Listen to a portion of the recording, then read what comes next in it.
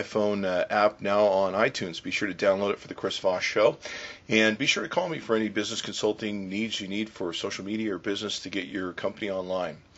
One of the things I want to talk to you about is there's running around this morning the Kaiser Family Foundation Youth Mobile Usage Report, and it's gotten a lot of headlines around the internet. And it gives us an expose on some interesting usage of youth movement and what they're doing with mobile phones and devices, how it's affecting TV, video games, etc., etc. Let me give you some of the stats here.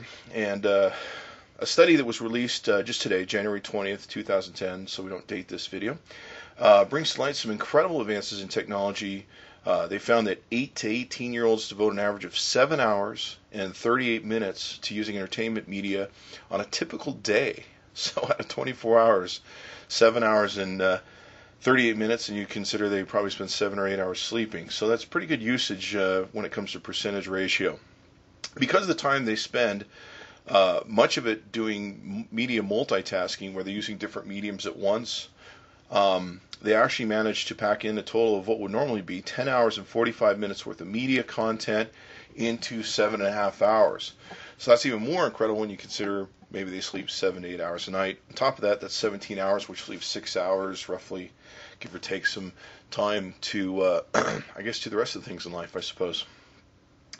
Now, with that, it's pretty amazing. If you have teenagers, this might be no surprise. You probably haven't ever seen them look up from their Blackberries or their iPhones in the last, since they became a teenager, probably.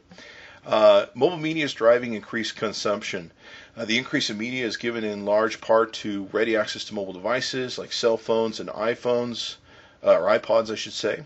Over the last 5 years, there's been a huge increase in ownership among 8 to 18-year-olds, from 39% to 66% for cell phones, and from 18% to 76% for iPods and other MP3 players.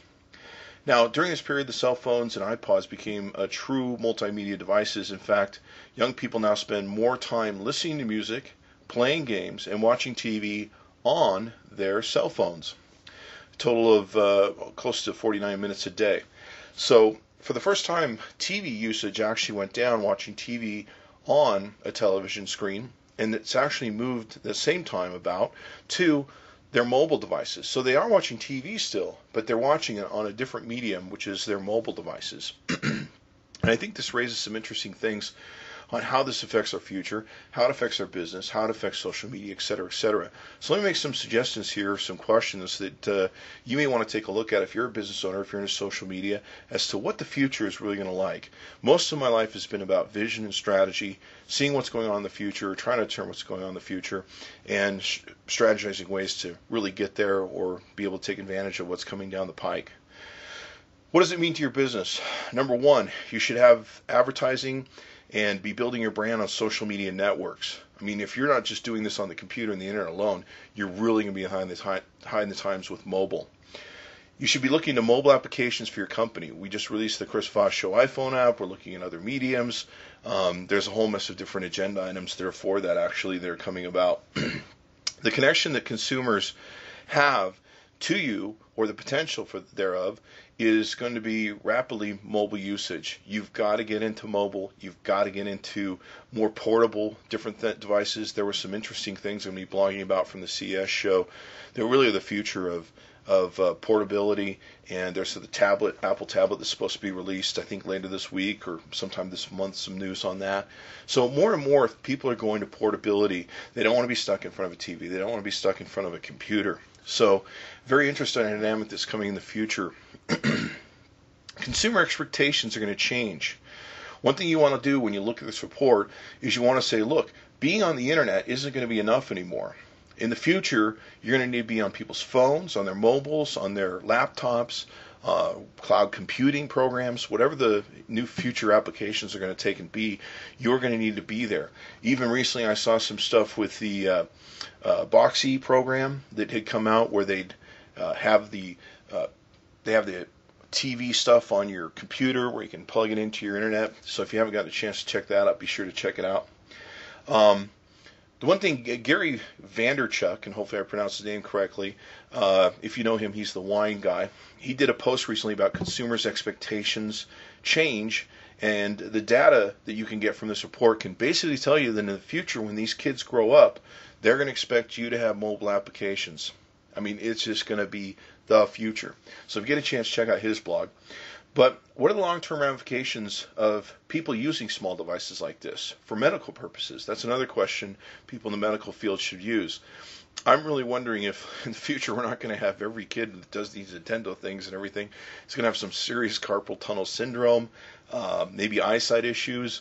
Who knows what's going to come from this ADD dynamic that they use these devices. I mean, if you've ever seen the way that they can manipulate a keyboard or a Nintendo stick, it's pretty freaking amazing, but you almost have to wonder what's going to happen in the future, especially with our kids sitting around more in front of televisions or Nintendos or sitting around playing on their mobile phones.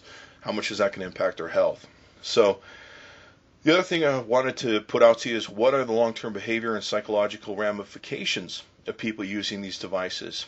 I know that when I played video games very heavily, that there were physical changes that happened to me. There was different, I started getting sick from some of the anxiety levels I was getting, and I actually started experiencing, with some of the newer games, a high level of motion sickness. I started getting sick and from watching the games, and it was almost like, I guess, being on a ship. So there's going to be some long-term ramifications of some of that stuff when it comes to behavior and psychological. I mean, look at me. I mean, I play Doom a lot. This is the product. I'm just kidding. Now, the report found that heavy users of mobile media even had lower grades. So that's a concern that you want to take a look at in the future. How is this going to affect the behavior, the morals, the indices of our society that help shape us as a society and what's important to us, what our moralities are, what our interests are, and definitely stuff you're going to want to take a look at in the future that I think is important in how our society becomes itself 20, 30, 40 years from now into the future. These are the things that are impacting our youth, and they're the type of youth that's going to demand the new future they've come to expect as they've grown up with all these mobile devices. So their world and our world is probably going to be very different in the next 3, 5, 10 years. So be sure to check into that. Let me know what your thoughts are. Thanks for visiting the chrisvossshow.com. Be sure to check back daily as I post pretty daily and keep you updated. Thank you. Bye-bye.